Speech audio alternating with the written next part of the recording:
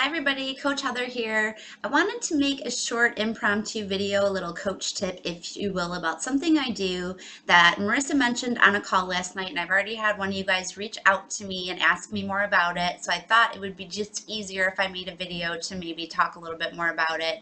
And feel free to reach out and ask questions too if you still need to. But I do a getting started right call with all my challengers.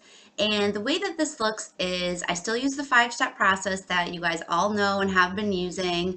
And at the end of that, once they've completed their enrollment, I send them a letter. I'll also post the letter in the group that I send when they're getting ready to go into a challenge group that just gives them a little bit of what to expect.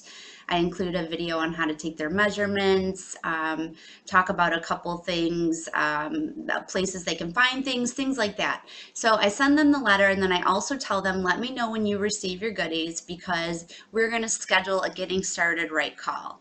So I instruct them to read over any materials, read over any, especially for the 21-day fix, read over their nutritional guide, watch any getting started videos, and then we schedule our getting started right call. And you guys, I have found that this has helped my business immensely because oftentimes I find that after they get those supplies, they have that moment of freak out, whether, maybe they're just getting back into it. Maybe, especially with the 21-day fix, maybe they're just starting to address their nutrition for the first time. And it can be scary and overwhelming, and you can lose a lot of challengers right off the bat if you haven't reached out and talked to them yet. So I have found that once I get on the phone with them and once I connect with them and once we talk about their plan, they feel so much more comfortable and confident, and they have all just about said, thank you so much. I feel so much better. I'm excited to get started. So there's a couple things I accomplish on that getting started right call. One, first and foremost, this is going to allow you to make a connection with that person. So you're kind of forming them, but what I'm really forming them for on this call is what kind of plan they're going to need to be successful, what they're going to need from me as their coach to be successful, what they're most worried about, what their biggest challenges are, what's their schedule like. Are they going to be the kind of person that's going to be picking one day a week to prep their meals? Are they the kind of person that's going to be, planning per day? I mean, what is it they need to be successful? In that call, I figure out everything that they struggle with, everything that has kind of tripped them up in the past. So I know, okay, I can hear it in their voice. This person isn't as confident, so I'm going to have to keep this person on my radar. It might require me reaching out to them a little bit more. So I'm gathering all kinds of really valuable information on what this challenger is going to need from me in this call. And like I said, it starts to allow you to not be this fictitious Facebook coach. And it allows you to start to form a bond and a friendship and a trust with this person. And, I get off the phone and we're laughing and we're connected, and they know that they can reach out and call me. And that's the biggest thing I try to accomplish with this call.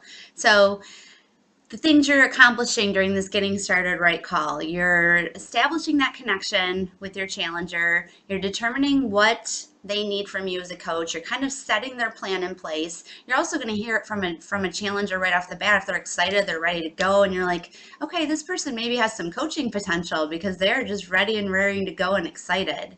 So that first call tells you a lot.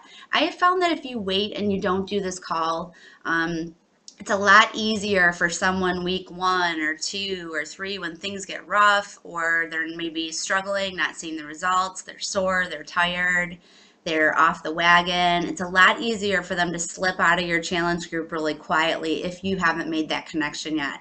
I have found that now that I'm doing this call, my challengers are staying connected, and when I reach out to them, I'm reaching out to them as a friend now. We've already made that connection, and so chances are they're not going to ignore me. So after that, I am in a normal routine of reaching out to my challengers once a week and checking in on them. And it's not a phone call every week now, but that first one is always a phone call when they get their stuff.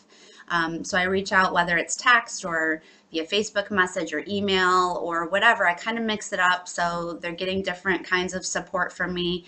But make sure that throughout your challenge groups, you are calling and you are keeping that physical connection. I have found it is so important because then they look at you as a friend and someone who cares. So that is something that has helped me. I hope that's helpful for you guys. And if you have any questions, feel free to reach out and ask me. See you later.